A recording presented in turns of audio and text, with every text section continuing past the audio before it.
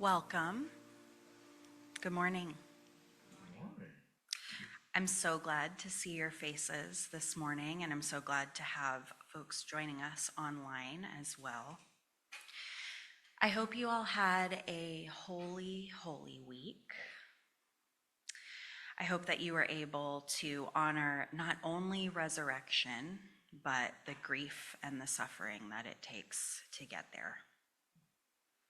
For these days in the world, I know that I really need to call out suffering where I see it and consider it worthy of our attention. Today in chapel, we are celebrating the place where perhaps God got the idea for life, death, and resurrection, the earth. Today we honor Earth Day, the wider creation, this planet, and all of its miracles.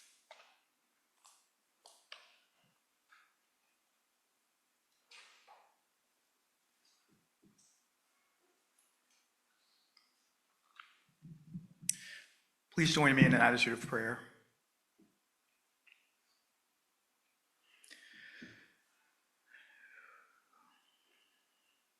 Breathe in your inherent belovedness. Breathe out the lure of toxic cycles. Breathe in love that makes your heart soft. And breathe out anger that is being misdirected. Breathe in acceptance that all cannot be immediately solved.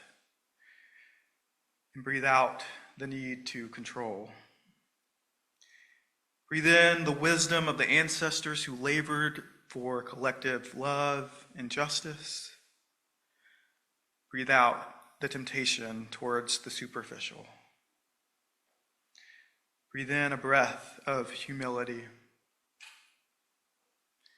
Breathe out all that makes you shrink.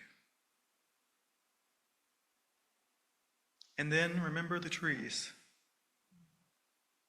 Their giving and receiving of breath. See them holding so much for us. Offer a confession and a prayer of gratitude.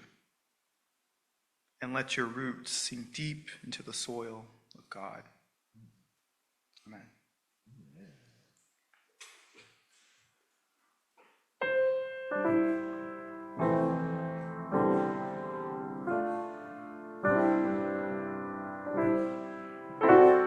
Good morning and happy Earth Day again. I hear that you all know this song very well, so I expect to hear some singing.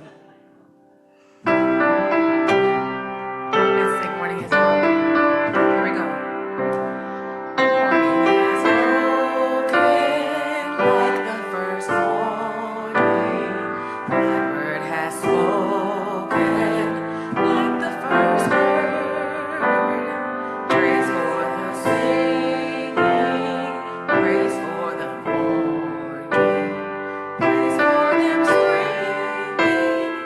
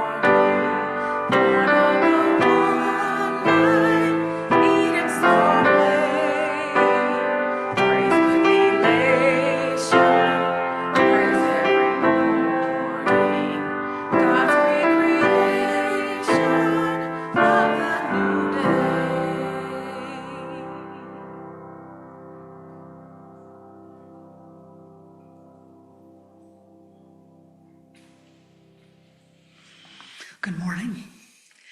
It is my distinct honor and pleasure to introduce our preacher this morning, the Reverend Sheridan Eyrick.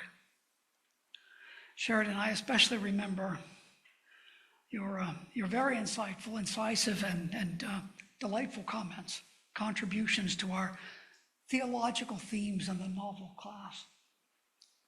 I think in retrospect, that we might have had too much fun in that course, really, to have anything like grades. But my comments here double as a not so subtle plug for taking that class in the coming fall semester. If you enjoy reading novels, Sheridan graduated with an MDiv from Phillips Theological Seminary in 2017. After earning a BA in English Language and Literature at East Central University and a master's degree in Theological Studies at Southern Methodist University. For 7 years, she pastored in rural Kansas, where she learned, she says, more than she ever expected to about regenerative agriculture and moving cattle. Sheridan currently serves as the Associate Minister at Mayflower Congregational UCC in her hometown of Oklahoma City. This is a position I think you've just recently taken, and it's delighted to have you closer to home here. When she's not engaged in ministry, Sheridan enjoys, wait for it, reading novels. Playing Dungeons and Dragons, spoiling her dog, spending time with her partner Emily, and she forgot to add, hanging out at Phillips Theological Seminary.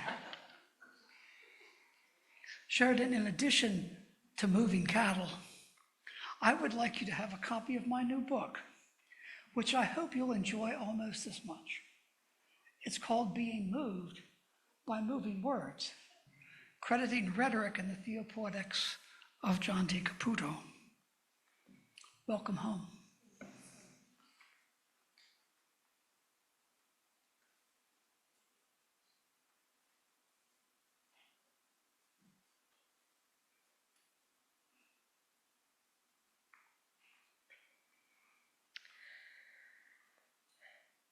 Our text for this morning comes from Job at chapter 38, verses 1, 4 through 20, and 31 through 33. Then the Lord answered Job from the whirlwind, "Where were you when I laid the earth's foundations? Tell me if you know. Who set its measurements? Surely you know. Who stretched a measuring tape on it? On what were its footings sunk? Who laid its cornerstone while the morning stars sang in unison and all the divine beings shouted? Who enclosed the sea behind doors when it burst forth from the womb? When I made the clouds its garment, the thick mist its swaddling wrap? When I imposed my limit for it, put on a door and bars and said, you may come this far, no further. Here your proud waves stop. In your lifetime, have you commanded the morning, informed the dawn of its place, so that it would take hold of the earth by its edges and shake the wicked out of it? Do you turn it over like clay for a seal, so it stands out like a colorful garment? Light is withheld from the wicked, the uplifted arm broken. Have you gone to the sea's sources, walked in the chamber of the deep? Have death's gates been revealed to you? Can you see the gates of deep darkness? Have you surveyed earth's expanses? Tell me if you know everything about it. Where's the road to the place where light dwells? Darkness, where is it located? Can you take it to its territory? Do you know the paths to its house? Can you bind Pleiades' chains or loosen the reins of Orion? Can you guide the stars at their proper times, lead the bear with her cubs? Do you know heaven's laws, or can you impose its rule on earth? This is a reading from our tradition. May God give us wisdom and courage for interpretation. I know you probably weren't expecting a reading from Job 2 days into Eastertide. And I know today is Earth Day, so maybe you were expecting a reading from one of our creation stories in Genesis or one of the nicer Psalms. I know that most people find the book of Job at best strange and challenging. When I told my partner that I thought I was going to use Job as my text for today, she sighed and said, "You are who you are."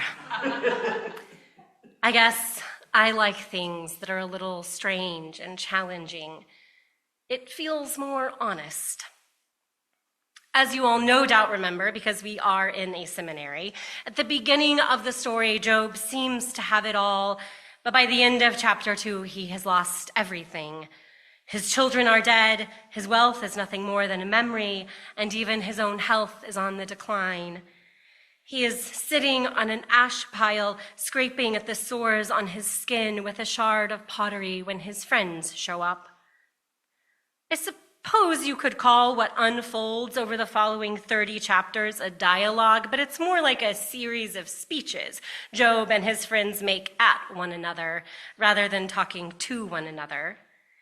They do what most of us do in the face of incomprehensible tragedy. They try to comprehend it.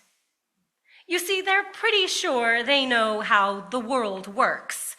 They believe that the relationship between the divine and humanity is essentially one of quid pro quo. You do good, you get good. You do bad, you get bad. And up until this point, Job's life has seemed like proof that the system works. His friends argue that Job must have some hidden sin, hidden even from himself, that has caused his downfall. Job argues that the system has broken down. He wants to find where God is hiding, storm in unannounced, present his case, and demand an explanation. Finally, here in chapter 38, God steps onto the scene. This is the moment we've been waiting for. Surely now, God will explain. Salvage Job's reputation, heal both Job's emotional wounds and his physical ones. Surely now God will offer Job some kind of comfort. If that's what we're looking for, then the God of chapter 38 is something of a disappointment. Instead of arriving with consolation, God arrives in a whirlwind. Instead of listening to Job's defense, God delivers a challenge. And instead of providing answers, God asks questions, nearly 4 chapters worth of them. God begins at the beginning. Where were you when I laid the earth's foundation? God asks. The question is rhetorical, of course. Job was nowhere, and God doesn't even bother pausing for a reply before barreling on. Has Job taken his measuring tape to the entire earth? Has he swaddled the sea in mist and told it where to stop? Does Job know how to push the sun over the edge of the horizon? Can he lead Ursa Major across the sky like a bear on a leash? Job has questions for God, but God's reply here suggests that the real problem is that Job couldn't understand the answers to those questions, even if he were provided with them, because he can't even understand the world around him. And yet, the world around him does not spin in pandemonium. God gives birth to the sea, an ancient symbol of chaos, but God also sets limits for it. God stitches the dawn together like a garment, and God teaches it its place. Each element of God's handiwork functions according to the rules God has set for it. Job and his friends think the world operates according to a system of reward and retribution, but now God tells them the world actually operates according to a system of God's own wildness and beauty. Things like pain and grief and bad theology tend to narrow our vision. God's questions invite Job to zoom out, to trade despair for delight. God invites Job and us into awe, an emotion that the psychologist and sociologist Dacher Keltner describes as the feeling of being in the presence of something vast that transcends your current understanding of the world. In the early days of his loss, Job gives a speech in which he curses the day he was born and describes longing to unravel the entire world around him. But God's reply is a celebration of a world that is not entirely safe, but is good nonetheless. The scholar Catherine Schiffer-Decker questions, as you might also be questioning, whether this is an adequate response to Job's suffering. And yet, she notes, these speeches of God at the end of the book accomplish something profound. They move Job out of his endless cycle of grief into life again.